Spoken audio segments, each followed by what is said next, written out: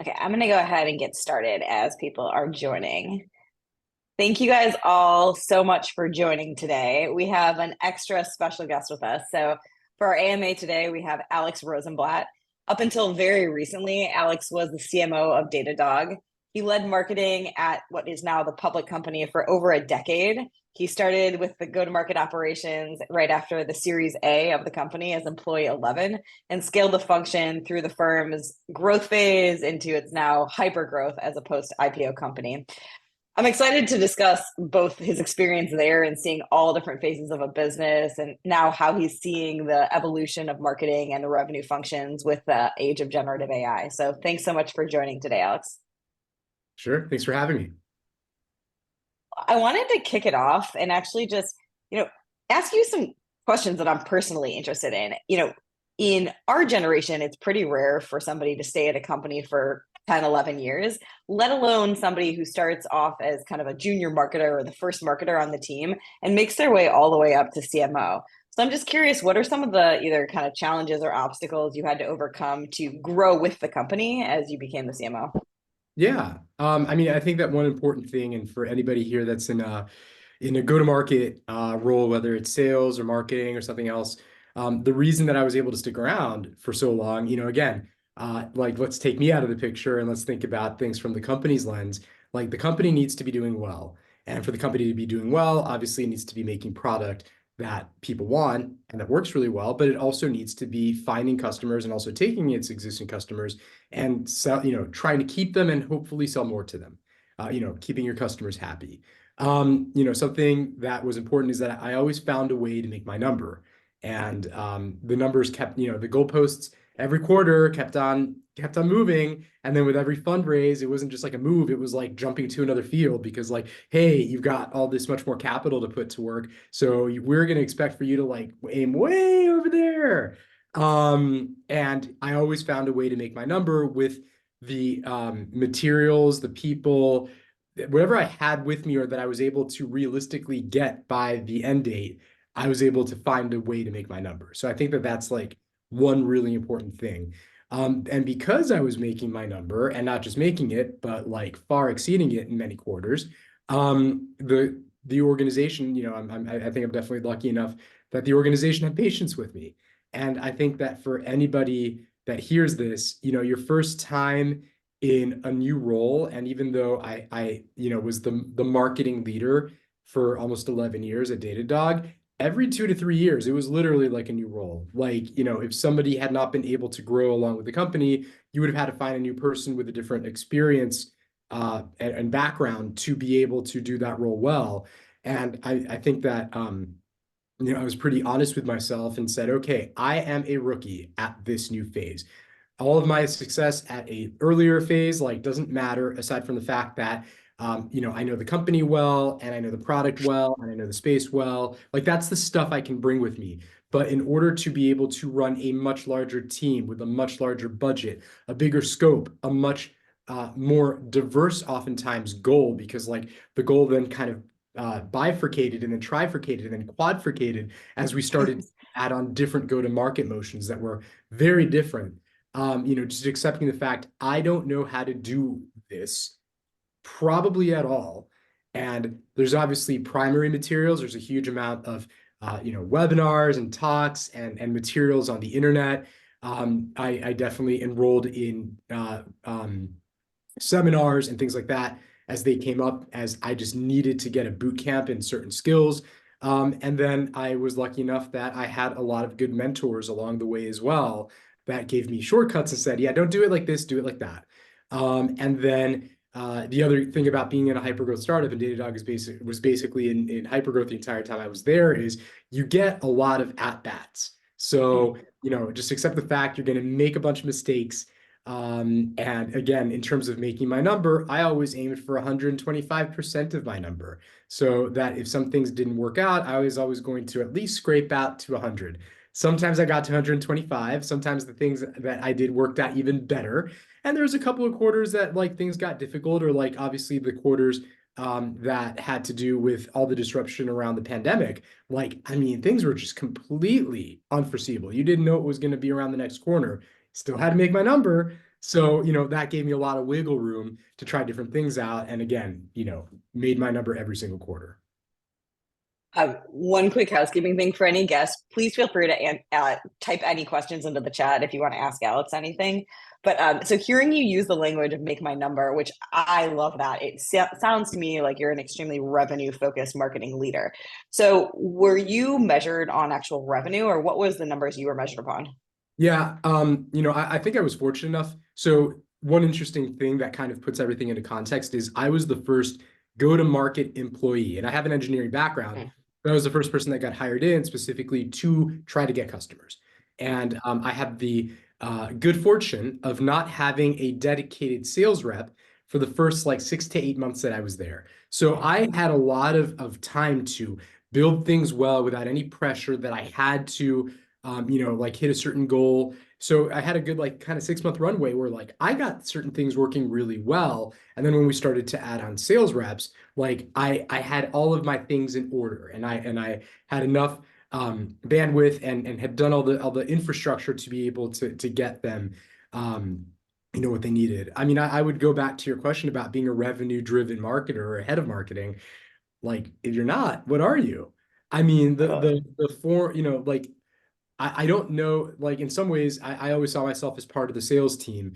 Marketing is just, in my, kind of perspective, the function that is finding random people floating around in the market or random companies floating around the market and finding a way to bring them to basically the door of the company to walk in and check things out. And then when someone says, hey, this looks interesting, I need more information, that's where you have a handoff to a dedicated salesperson. And even, kind of like you want to kind of grab both hands and have them shake and like, kind of whisper in the salesperson's ear and say, this person's really interested in X, Y, and Z. And like once you do that and that person starts talking and like they're getting into a conversation, like that's where marketing is done. And then you're on to the next person. But it's a continuum. And getting people that are floating around in the market to getting a closed deal done, there's just different skill sets that you need to do at each phase. And the marketing skill sets, and marketing, I think, is also not monolithic. I mean, you usually have like a website team, a graphics team. Maybe you have a video team if you want to do a lot of video. Product marketing, partner marketing, marketing ops, comms, PR, whether it's PR, AR, both social media. Like these are a bunch of different diverse teams with people that have different educational backgrounds a lot of times, different experience, do very different roles, but it all has to work together to make one kind of thing, whether it's a campaign or a press release, or like a website update to try to make people able to get through your website better. You've got all these different teams that are putting these skills together to make a thing happen. And that's just what's needed to get people from floating around in the market to the doorstep of your company. And I think that the thing is that with a lot of sellers, well, there's kind of a process when someone shows up. You take them through a path, and it's like the same kind of process and usually the same kind of background for a person. So that's why sales and marketing, I think, feels different or people think of them differently. But the actual functions, it is one continuum to the customer. And you just kind of have a dividing line and you figure out how to make all the things work well from the front end of that process. I totally agree. I've always described it as a relay race. I ran track, and in a relay race, you have a baton handoff. And at some point with the baton, you always have two people with two hands on the baton. It's not like you're chucking it over a fence. And so every handoff with the customer, from marketing to sales to CS, needs to have two hands at some point on the baton to make that clean handoff. So I totally agree. Uh, Question based off of actually what you were just saying from one of the guests in the audience is around kind of skill sets that are really important early on. What do you think is most critical in marketing teams? And also, I would add marketing hires. And then I'd also love to hear you talk a little bit about some of the either things you experimented with or channels that you started with early on when nobody knew the name Datadog. Yeah. I mean, I think skill sets, probably the basest skill set that you can have, and someone needs to have this function of the company. Maybe it's the founder, maybe it's like a CRO, maybe it's the marketing head, maybe it's an individual contributor, but someone needs to be doing this function is product marketing. You need someone to take whatever the product or service is, and you're going to have a product team or like a delivery team if it's like a services company, and they're going to be super excited about all these things that they are building or that they're able to do. And the thing is, for the initiated, for a customer, yeah, all those things are great. But for someone that's never heard about your company before, a lot of that stuff, maybe even more than half of it, they could care less. Like they don't know that this particular feature, once you've set up this like framework, is awesome. Like they're worrying, like they don't even know that they need to set up a framework. They're just trying to solve some problems. So you need somebody to be able to interpret whatever the product or service is doing to the specific products that your ideal customer profile, your ICP, has, and how you solve them. So you're like just trying, and we're talking B2B here. B2C, there's flavors of this also, but I don't know. Sometimes people want the red one and not the blue one. And, like B2C can get a little funky. But for B2B, if you have a product that has product market fit, it is aimed at a certain problem that your ideal customer has. And you need to find a way to, A, know where those people hang out, and B, say, oh, this problem, we can solve it, and here's how. And the thing is that product teams and the service delivery teams like aren't good at that. They're just so in their head or so proud of their work. They have a lot of difficulty interpreting that. So you need someone to do that. And before you start doing any marketing, I think you just need to set that up. And someone's got to do that job. And if it's a technical product like Datadog was, you need someone that's going to be technical enough or, deeply steeped enough in the subculture, as it were, or the like problem area to be able to do that interpretation.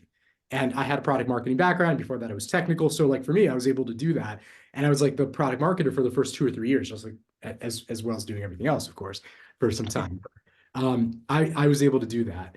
I think that you were talking about impactful early initiatives with when the team was small.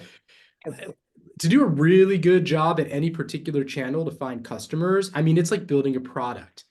And to do it really, really well, it takes a lot of iteration, a lot of repetition. You're going to have to find one thing that you're going to be like a pro at. And, even so, this happens sometimes, I think, in like pro sports teams, that you get these role players that are really, really good at one thing. And they usually sit on the bench until that one skill set is needed and they throw them in there. And sometimes some of those role players work really hard on other aspects of their game, and then they earn their way into the starting lineup. And like you need, eventually, if you have the ability and the time and the effort, you might get good at everything. But because you're going to be a small team with a product that probably nobody knows, you're going to have to get a muscle that is bigger than more established players in the company in one thing. And I think that, kind of there's a bit of judgment in there, a bit of art. Figuring out what that one thing is definitely where like you want to have some experience. I've been chatting with a fair amount of companies, and the question I've been coming to, which maybe would be helpful for anybody listening, is like, how are you getting customers now? If you have customers, like what is working now? And they'll say, oh, we're doing X thing. Cool. All right. How many people out of your 5-person team is dedicated to that thing? Someone's working on it part-time. And I'm like, okay, you've got 5 people, and, basically one person's doing half of their time on it, and that's the one thing that's working. What's everyone else doing? Oh, they're working on all this random stuff. I'm like, people, why don't you like take 5 people and take 4 of them and blitz that one thing that's working and make it amazing and run it up to the ceiling until you can't do it anymore, and then start worrying about the next thing. What was working for you guys early on? Trade shows. Datadog is still amazing at trade shows. Oh, we will. Like, if there is a Pareto optimal curve by which you plot like companies' results from trade shows, we're like on a corner that you need binoculars to go see. We would just like pummel from a stats perspective any other company that was trying. And we had like the things that we did and the way that we worked. I mean, it was night and day. And there was a fair amount of competitors actually that you could see it. People went there with like a notepad and said, oh, Datadog's doing this. Oh, Datadog's doing that. And they didn't understand the context of why we were doing that. And then you would see someone trying to imitate something, but it was like verbatim, like they're doing this. And then you see people doing that, but they're like, they don't understand why we're doing that. And like there was one competitor, and of course I won't say who it was, but they said, oh, Datadog brings a lot of staffers to shows, and they all wear like the shirt, which we do. And then they're like, we have to bring a lot of staffers and put them in our shirts too. And I went over to this competitor at AWS reInvent a couple months ago in Las Vegas. And this competitor has like just so many people of its staff in its shirts that you can't even like, as a regular attendee, you can't even really get into the booth without like moving someone aside. They're like, oh, they bring a huge staff, which we do. And that's part of their formula for success. And then they just did that verbatim. What were the tactics or things that you did for trade shows, especially given you sell to an audience it's kind of hard to sell to? So what were the things that were effective about your way that you did trade shows? Yeah, well, first of all, Datadog is a highly visual product. For anybody here that's tried it out, Mm-hmm. anybody can try it out. You can sign up literally in Sure. 5 minutes. Like, you don't even have to be technical. It'll walk you through how to do it. But it's like very colorful. It's very easy to see what's going on. It looks like a social media app, only that instead of people talking to you, it's like your, infrastructure components in your code talking to you. So first of all, we had something really visual to show. We only ever demoed the product. We never did any kind of jugglers or magicians or I don't know. Those sometimes they roll out these like machines that have like dollar bills that go around. You try to catch the dollar bills. Like they do ridiculous stuff. Like no, the product. We're going to trade shows where everybody can be a potential customer. Everybody should be interested in what we're showing, and we're going to show the product, and it shows really well. I would say that if you are working with a product that doesn't show really well, you need to come up with some kind of proxy to show what this product is doing. If it's like not clearly visible from, if you want to do a trade show, it's not clearly visible from just looking at whatever you're looking at. And then the other thing is, we approached everything mathematically. Here is the price of the show. Here is our average sales price. Here's our conversion rates. For every, 100 people we meet, X of them turn into meetings. For every 100 meetings we have, X of them turn into opportunities. For every 100 ops we have, X of them turn into deals. That times our average sales price. You can work it backwards and say, when we go to the show to be able to, at a minimum, break even, we need to meet Y number of people. Like we need to meet Y number of like legitimate leads to make our numbers work. And then you have to figure out, how can I meet that many people? And we would always come up with operations where we could use the footprint that we had on the floor and maybe some of the ancillary activities to meet that many people and bring them into the sales funnel so they could get a sales call and work our conversion rates and our average sales price to at a minimum break even. And usually that we would be conservative. So like almost every trade show we ever went to, I mean, paid back really quick. And like, some of them have like 10,000% ROI that we went 2 years ago because Datadog's a subscription.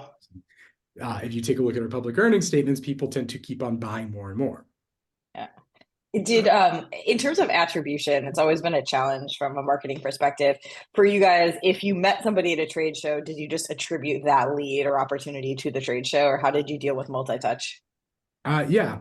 Well, I mean, we came up with a very funky attribution model. I think at the end of the day, a lot of things were working, but it's really hard to say this thing's working better than that thing. Mm. So we were really looking for like traffic. How about trade shows? Sorry? Okay. Keep going. I mean, like at the end of the day, we didn't get too hung up on precision with attribution. We got hung up on rough directions. Is this thing working? If so, spend more. Are we like not sure, but maybe it's working? That's like a yellow light. Well, keep the investment and start to investigate and maybe, try to like do things a little bit differently to do some sensitivity testing. And is this thing just not working at all? Cut it. And like that's what we cared about for attribution. Yeah, I think that seems pretty consistent when I ask people. It's just attribution is hard. I'm curious. So you got to see, again, unique, pretty much every phase of a company from like tiny startup all the way through IPO. What was, from a marketing perspective or go-to-market perspective, what in your mind was the most challenging phase of the company? Well, the very early days when I was a one-man wrecking ball was definitely really difficult. I mean, you got to be really, so I was on my own for 18 months, maybe more before I got a hire. Because like when I started, it was an 11-person company. We had a very small Series A. Series A's 12 years ago were like a lot smaller than they are now. And that's when they got their Series A. So like they didn't have a lot, there's not a lot of money. And there was a very, we're getting like at most it was going to be like 5 sales reps tops, engineers, and 1 marketer. Like that was like literally the hiring plan. I was the marketer. So it wasn't until we got a Series B that I was able to start making some hires. But, like, I mean, I was cognizant that if I didn't get something to work, like consistently, I was going to probably be gone. So that was pretty difficult. I would say that probably the toughest part was going from like a 5-person team to a 25-person team, which kind of happened like around our Series C. I'd never managed more than like a handful of people before. So that was my first kind of like, I mean, the marketing was fine, but my actual people management and becoming a second tier leader and having to hire managers underneath me and having them do certain things with and have like certain bumpers where they would not cross, because that was like the way we did things. But then also, I was hiring people that were specialists in their fields, that were leaders, that had more experience than I had in any of those things, but giving them also the ability to experiment, invent their own stuff in certain places. I mean, it was a really tough balancing act. I mean, after doing it for like many, many years, like now it seems like second nature. But at the time, you didn't want to be too much of a micromanager, but you didn't also want to be too hands off, because either one of those things ended up with really poor results. And I pendulumed back both ways, and finding a way to get to like kind of a happy medium that you had your managers productive, happy, and inventing things that you would have never thought about in a million years because you didn't have that experience.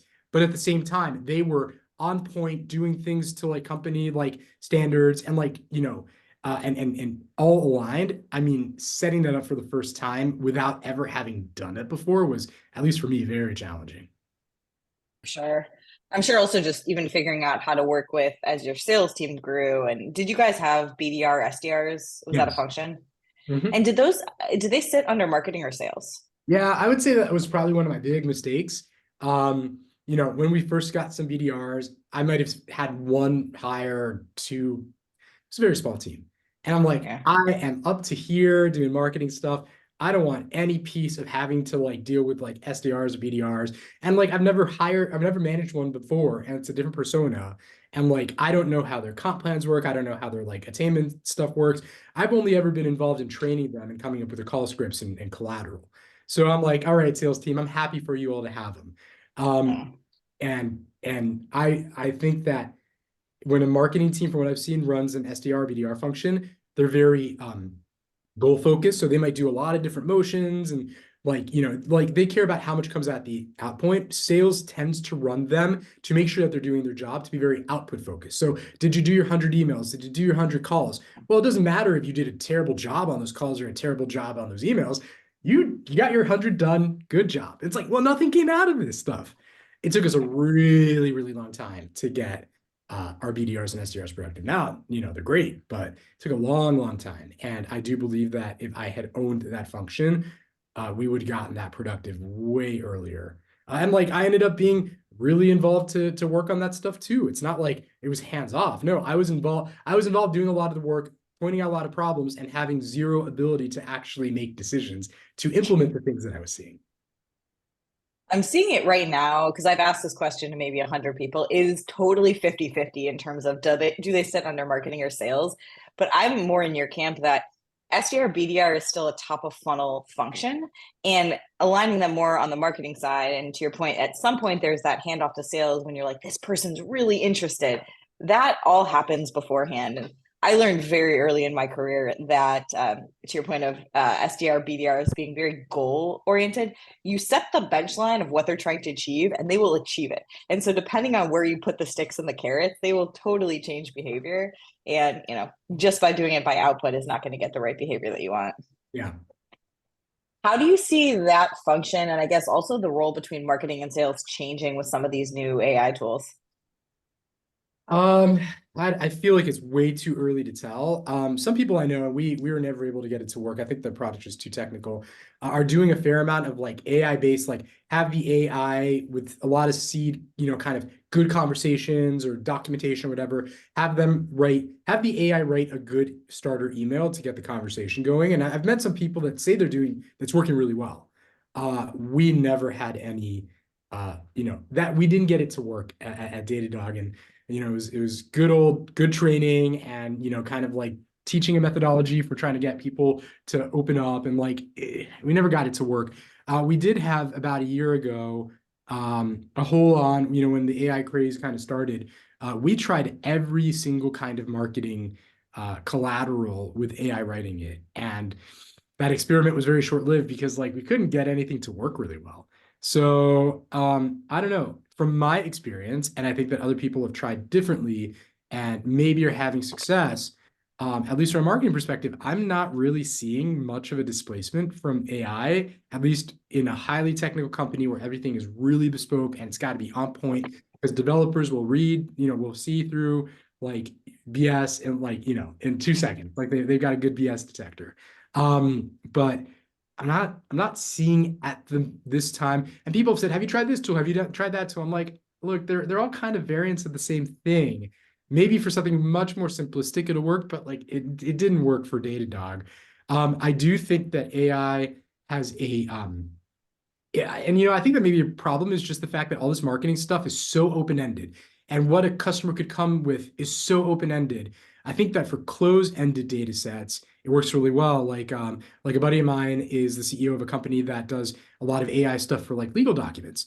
And like legal documents, yeah, you can write different words, but there's certain standards. It is a closed-ended set, and AI works fantastic on that stuff. So I think that that might be the reason why it hasn't worked super well when we experimented from a marketing perspective. Yeah, I mean, for what it's worth, that's kind of why we fundamentally just believe that as long as the humans write the original content, AI is really good at morphing it in different ways. So personalizing content, remixing it, creating different formats, all that kind of stuff. But it's kind of like the whole garbage in, garbage out. And what we're seeing is AI is just not good. It's not human-like good enough to generate something original. But once you have that original template, then it's pretty good at morphing it. Yeah. What were some of your favorite tools that you guys use? Do you have, I'm always curious to know if you had like some under the radar tools that you guys were using of like, oh, this thing actually worked well for us, or was it more of the traditional? Yeah. Yeah. I mean, we spent most of our history just literally. I mean, I've used this analogy before. For anyone that watches American football, and I guess Super Bowl just happened, like on Sunday. Like, there's two ways to like move the ball up. You can run it or you can throw it. And usually, like pro teams, they've got people that are really good at throwing it, and they make these kind of highlight reel catches that are like impossible. But a lot of teams, especially in college and in high school, where people are not, they're not as professional or not as fancy, they'll just like literally run it up the middle with the same play and get 2 or 3 yards and run up the middle and run it up the middle and run up the middle. And if you're watching it, and we're so used to seeing this highlight reel football, it's super boring. But like, if you've got a good play and you can do that one play and you're going to get like 3 yards every single time, like you're going to win the game. You're going to like, that's why people run it up the middle all the time. I feel like we always did. We found a motion that worked, and then we just ran it up the middle, and ran it up the middle, and ran it up the middle until we couldn't run it up the middle anymore because there was like no more audience. So like that's how we always did marketing. In the last couple of years, both what we needed to do as a company, and also I think the tools got better. We started to work on with a lot of account-based marketing digital tools, and we tried them over the years when they first came out, like in the late 20 teens, and they didn't work out very well. And I think that they got better. And by like the time I left back in December of 2023, they were working really well, actually. Like I hired in someone that had set it up before, and we were actually using a lot of tools kind of chained together. So a thing that a tool could do really well would give us some insight that would then feed another tool. And we really got some of that account-based marketing stuff working really well. There's a huge amount of investment you have to make, both in setting these tools up right, and then in having a sales team that is willing to do huge amounts of research on people and companies so that you can match like whatever you're going to try to message through these tools to the person, and that they're going to care. And that's a prerequisite. Like this stuff's not going to work if you don't have that last mile connection done well. But we got that working really well, the sales team, and we set up the tools really well. And like lo and behold, especially for our enterprise function, people that we had been trying to get in contact with directly, and like sending them direct mail and trying everything, like we were putting out something that was really relevant to their day-to-day job, and they were reacting to it and coming to us. And it was working really well. Actually, I was surprised pleasantly. The one thing right now that we're seeing AI is really good at is doing a lot of that account research on their behalf. So some of the point, because that's also not really fun work, it's just a grind. And so Yeah. being able to take off some of that and be a little bit more strategic is working well. Somebody from the audience also was saying that they're seeing a lot of AI tools. They're weak for content, but really good at generating reports, summaries, plans, things like that, which is what a lot of junior people do. Have you guys invested in anything more around kind of like the reporting, the summarization, that kind of thing? No, we never did. And I don't know that I'd want to either, because the thing is, I was always a fan of somebody rolling up their sleeves and just working with the data. So Yeah. I want someone going into the system and pulling out that stat and manually copying it into the spreadsheet. And as tedious as it sounds, like there's a human being there. And if the number looks funky, they'll be like, oh, that's weird. And they'll start to investigate it. And like, if you just have these AI, like, I don't know, I feel that like, if you don't have that kind of investment in the thing that you're producing, that like, I started getting tons of roll-up reports. Half of them would be unread for a long time in my inbox until I had time to go around them. But like somebody I knew was manually looking into it. Because we had a large team and we had so many things happening concurrently. I would be very uncomfortable if some AI rolled up a report to the person that was previously spending the time to manually pull the numbers, and similar to me, that like they didn't get around to it till like a flight where they could get through their email backlog. Like that they looked at something that happened 2 or 3 months ago and they're like, oh, this isn't working well. Oh, this is attached to an ad program that's spending thousands of dollars a week. Wait a minute, like we've just spent several $1,000s and something's not working. Like I'd hate for that to happen. Like, everything needs to have a fair amount of oversight and quite consistently. Yeah, I always kind of call it the cost of failure problem. It's like, what is the cost of failure? Is it high or is it low? If it's something that's super low cost of failure, like sure, offload it to a tool or an AI. If it's high cost of failure, like, obviously spending like thousands and thousands of dollars on an ad campaign that shouldn't have been pretty high. Somebody wanted to know, you were talking about the tools you chained together for the account-based marketing stuff. What were those tools? Yeah. I think a tool that's really, really helpful is a tool called Bombora. And Bora will kind of tell you what people are looking for. And you can say, I'm interested in selling these accounts. And then it somehow, very sketchily knows who's from those accounts or something. And it'll give you back all this great information. And you set some targets. Like, I want to know when they're looking at these topics for these pages or whatever. And then we would feed that into, we were using a couple of different tools like Influ2, which is a really interesting system, Demand Base. I think that's what we were using. I mean, the tools were doing what they were doing. I think that the magic was like, again, that last mile connection problem. Well, these are the use cases that we know very well because we've been selling them for a long time. Here's going to be the indicators that someone is 90-some% interested in that use case. And then here is the stuff that anyone that's suffering from that use case is really into that we're going to serve them. And getting to that level of like the reason it worked is because we had a decade's worth of materials and knowledge about this stuff. And we were able to connect those last miles together. The tools just identified who needed what and then served the right thing to them. Yeah, makes sense. And someone else wants to know what the metrics and KPIs and kind of North Stars you had for measuring marketing, and did that shift over time from the early days all the way through IPO? Yeah, it did. So, I mean, again, the number one thing that marketing was responsible for was bringing business to the front door and having them walk through and shake hand with a sales rep. And, then the sales rep and that prospect would be off to the races. So it was leads. And I sacrificed everything I had, especially in the early days, just to make my number. And again, I exceeded it. And then when I got a little bit more bandwidth, started to roll out PR. Like we didn't have a PR person for years. We didn't do PR for years. I mean, I would occasionally send a pitch to some of the people that covered our beat, and maybe some of them would take a call and maybe we got an article, but like I was literally doing the PR 1% of my time at most. We were just focused on getting customers and getting customers and getting customers. And that metric stayed the same, but it did continue to morph as we grew as a company. First of all, we got a lot more tailored about who was a valid lead.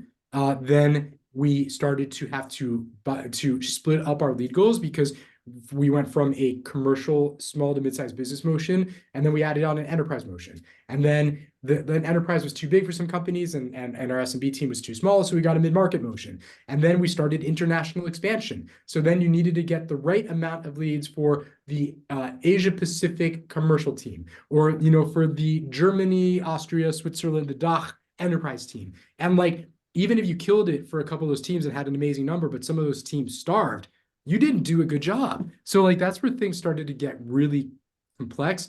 And then I think the last thing was we got to a point where the whole sales team aligned on an account basis, and we were tracking people, and sales was caring about companies, about accounts. And it came to a head at some point that they were saying we were doing an awful job because we'd only gotten them 10 accounts. And we're like, what are you talking about? We got you 200 people. Well, guess what? Like it was 20 people per company or something that showed up to like a webinar. And like, it was only 10 companies overall. And they're like, that's not good for us. Like, you're all happy you got 200 people. For us, literally, you got 10 people. Like, that's all that matters for us because we called all the people from the same company, and that's one company. Yeah, it's so interesting to hear you talk about that because it really just comes down to alignment between teams, like making sure you're all aligning on the same type of goals. And so you guys are, especially as a revenue function, moving together as opposed to doing things in isolation, which I've seen so many times is everyone has their own metrics and goals. They're not talking to each other, and then you miss your numbers in general. Yeah. One thing I'm curious about is, sometimes, and I would just be curious specifically because it's a dev tools or kind of engineering focused company. Did you have to marketing internally? And if so, how did you go about doing that? Yeah, I got what I was, well, I guess that there's two answers there. One is I was lucky that I was the first go-to-market person, and no one that was on the exact team then. It was literally our CEO, our CTO, and our now president of the company, who was chief product officer at the time. They didn't know anything about this stuff. So I said, this is how this stuff needs to work. And here is going to be the KPI. And here, based on this, on the sales goals that you have set with the board, and even though it's, early in Series A, like there's still sales goals, here's what we need to do to get there. Like based off of the data that you've already given me. And like, I'm just being conservative and sandbagging. So there was I set that framework up. And I had a little bit of a honeymoon period, so I got trade shows working, and then I got trade shows working so well that they way exceeded the KPIs that we'd all agreed that we needed to hit our goals. And of course, even from the earliest days, we were always just killing our number. So then, what happened though was that as we started to layer on new channels and new ways of doing things, I would say that there was a huge amount of skepticism for every major new thing we had to do. And we had to similarly come up with a test plan and say, okay, we're going to try to do this. And here is our, like, before we do anything, we need to hit this benchmark. If we hit this benchmark or exceed it, this thing is working. If it falls short, then it doesn't work and we're going to cut it. And I mean, I can't tell you, like, every single new channel that we started, I feel like I had it wasn't even like a discussion. It was like a fight. It was like give me some space to operate and like come back in 2 months after I've done the first test and I'll tell you what happened. And like I think we had an engineering led company, and there was a lot of if you say things the wrong way, an engineer won't forget, and they'll think that you're kind of like full of it. So like there was a downside to trying something out too that people in the company felt. So that's why I had to get that leeway to like just give me some space to do this. I'm not going to make us look bad, and this is how the whole test process is going to work. And then check back in 2 months, I'll tell you if it worked or not. So they cared about essentially the metrics and you just presenting it in an analytical fashion. Yeah, How, absolutely. I'm a former engineer, so like I know how engineers think. yeah, that's helpful too. How did you, I guess, and also any mistakes you made on this front, obviously had to grow the team pretty substantially from a one-man show to what the team is now. How would you go about advising people who are also going through that growth phase and growing the team? Any, things to avoid, things that work well? Yeah, I mean, I would say at the end of the day, um, probably where I always got into trouble was like taking whatever was in front of me that existed or was easy and trying to mold the plan around that. Like, oh, this person has a girlfriend that is looking for an internship, and we know her, and she seems bright and smart, and we can bring her in for an internship, and it's really easy. Like, let's bring her in. And like every single time that we did that kind of like easy, let's mold the plan around what we have, things didn't turn out well. I mean, I would say for anybody, like, we have a challenge, break down that challenge. What do you need to get there? Like what things need to happen, then go a step back. Who needs to be on the team to make these things happen? And then what does each one of those people look like? And draw up a spec in your head and try to, even if you have someone in mind, you're like, oh, this person I worked for before, or within a company with before, they're perfect. Like even still, put them out of your head and at least interview a handful of other people that have the same background as this person that you already know. And you might find someone better, or you might learn through the process, say, oh, actually that person, not the right person. I mean, I would say that like for every single hire, it worked out well is when we thought about what we needed, we wrote it down, and we went through an interview process. And every time that we got into trouble was, oh, someone has this friend, or there's this person that wants to transfer from one team to another in the company, and we like them, and they know the company, and it's so easy, and all we have to do is like literally change the department in the HR system, and they're going to be on the team. We can forego that whole mess of hiring. I mean, you got to do the work, I think. In the early days, do you like generalists or specialists when it comes to marketing functions? I would say, I don't know. I feel like things kept up. You have to have at least one generalist. Someone's got to be the connective glue between everything. If you are the leader and you don't know, you're only like a specialist in an area, then you're gonna have to find someone to be the generalist that kind of is the glue person. After, I would say that like we also in the early days got in trouble by giving people remits that were too big and that they could kind of choose their own adventure because they're covering a lot of stuff. I think we should have specialized even earlier than we did, and we specialized pretty early on. I mean, after we got past 5 people of a team, we got pretty specialized. It's like you're doing this, you're doing that, and you're doing that. Even though you all three have the same educational background roughly and roughly the same experience, like you are on A, you're on B, you're on C, and you will not cross into each other's paths. So I feel like we did that past a handful of people. But I would say that as, again, an early manager with about a 5-person team, where we had one specialized person, which was like a graphic designer, website person or something like that. And the other, 4 people were like all kind of generalists. Man, they would do the things that I told them to do. And then sometimes they would finish it before we had our next check-in. And then they would start just doing some random other thing. And I'm like, why did you do that? Like, if you had told me you were done, I would have given you something that was like a lot more okay, I can give you a funny story actually of how this happened. So in the early days, Datadog, who is a famous musical artist who's got dog in his name, Snoop Dogg.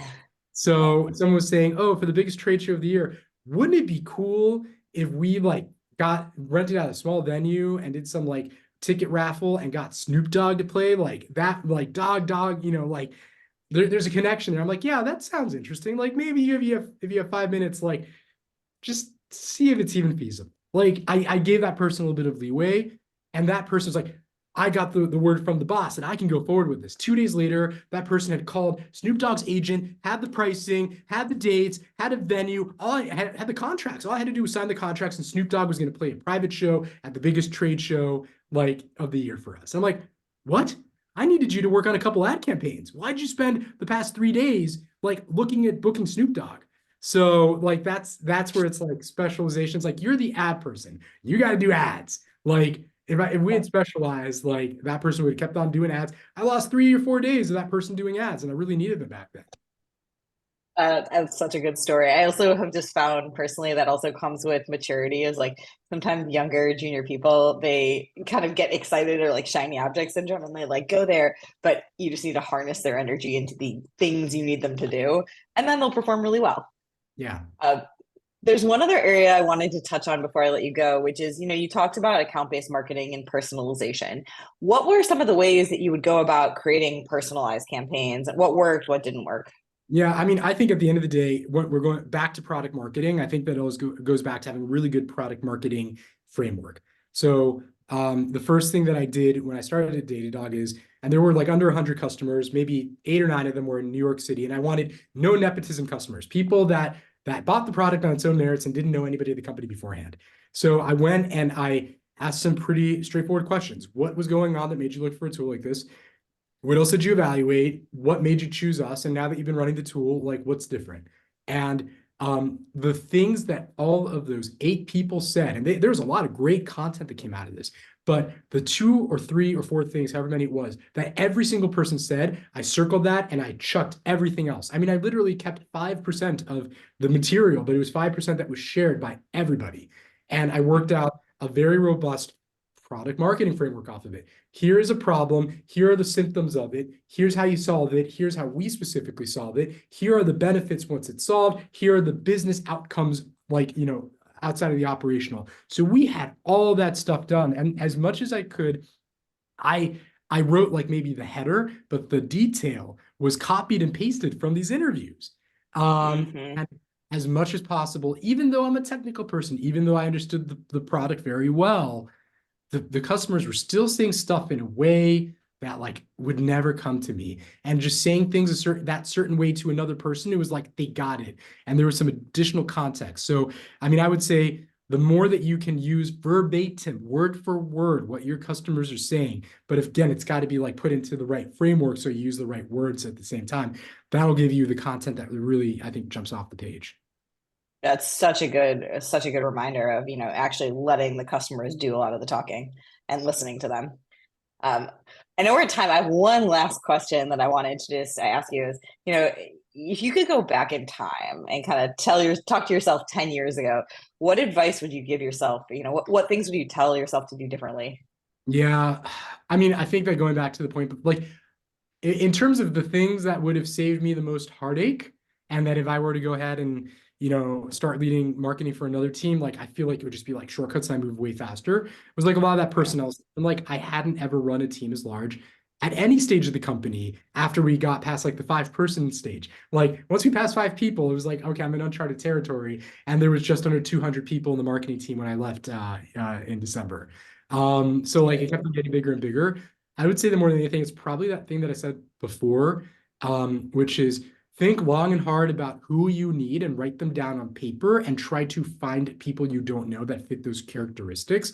I mean, yeah, I feel like almost every single time and people problems, if anybody on the show has ever had someone that wasn't performing well, my God, it is just like, it's this like sinkhole. It's this like quicksand.